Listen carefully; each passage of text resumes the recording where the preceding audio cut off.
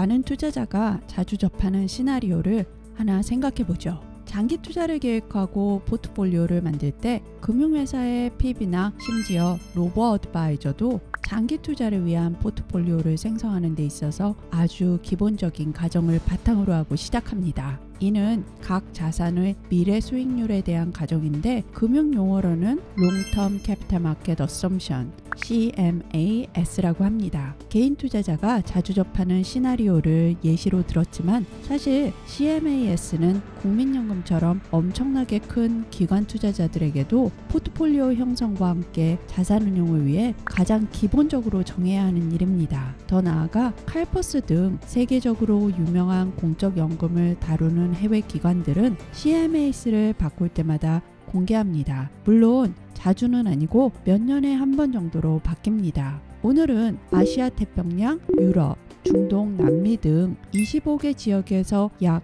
3,062억 달러의 고객 자산을 운용하고 있는 미국의 자산운용사 피델러티가 최근 발표한 앞으로 20년간의 CMA에 대한 리서치 리포트를 중심으로 이야기하겠습니다. 리서치 리포트는 20년 정도의 장기간의 초점을 맞췄습니다. 예측을 위해 사용한 방법은 다음과 같습니다. 첫째, 자본시장의 구성을 염두에 둔 글로벌 GDP 그로스에 대한 예측을 바탕으로 합니다. 둘째, 각 자산의 수익률과 변동성에 대한 예측은 MSCI All Country World Index 안에 40개 가장 큰 국가들을 바탕으로 진행했습니다. 일단 피델러티의 예측 결과를 정리해 보겠습니다. 가장 중요한 결론은 앞으로 20년간 각 자산의 예상 수익률은 이제까지 우리가 경험해온 수익률보다는 낮을 것이라는 전망입니다. 보이는 자료는 인플레이션을 뺀 실질 수익률입니다. 미국의 주식시장을 연 수익률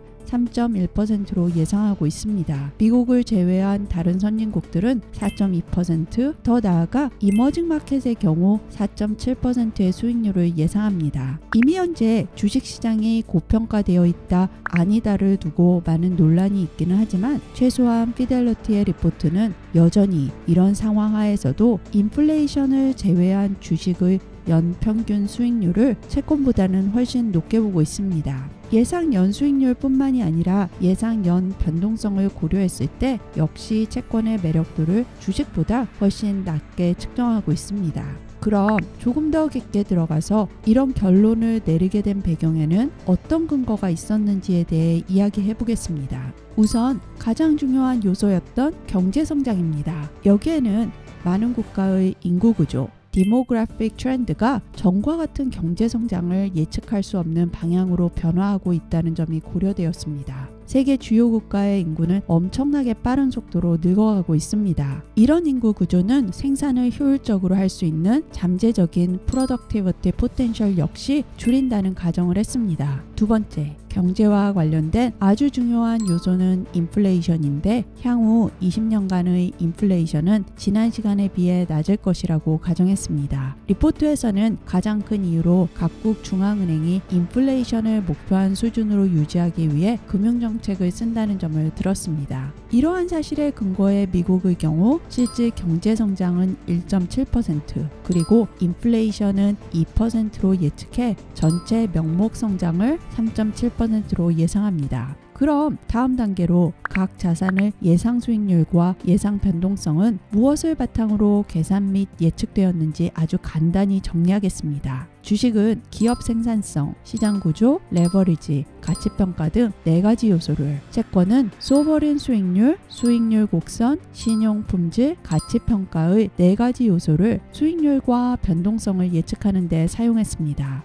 각 자산의 4가지 요소가 전체적인 경제 성장과 인플레이션과 어떤 관계를 가지는지 등을 종합적으로 분석해 나온 결과입니다. 여기서 많은 투자자가 중요하게 생각하는 한 가지가 있습니다. 바로 주식과 채권의 상관관계죠. 보통 포트폴리오 구성에 주식과 채권을 함께 넣고 이를 함께 가져가는 이유는 많은 경우 주식과 채권의 수익률이 반대로 움직이기 때문에 포트폴리오의 다양화 효과를 볼 수 있기 때문입니다. 하지만 최근에는 그렇지 않은 경우가 눈에 띄게 발생했고 채권의 수익률이 너무 낮아진다는 예상이 수면 위로 떠오르면서 포트폴리오 다양화에 회의감을 표시하는 투자자들이 많이 생겼습니다. 피델리티 리서치는 주식과 채권의 상관관계와 인플레이션을 함께 가는 경향이 있다는 그래프를 보여줍니다. 인플레이션이 높을 때 주식과 채권을 함께 움직이는 경향을 많이 보이고 인플레이션이 낮을 때 주식과 채권의 상관관계는 떨어지고 마이너스 관계, 즉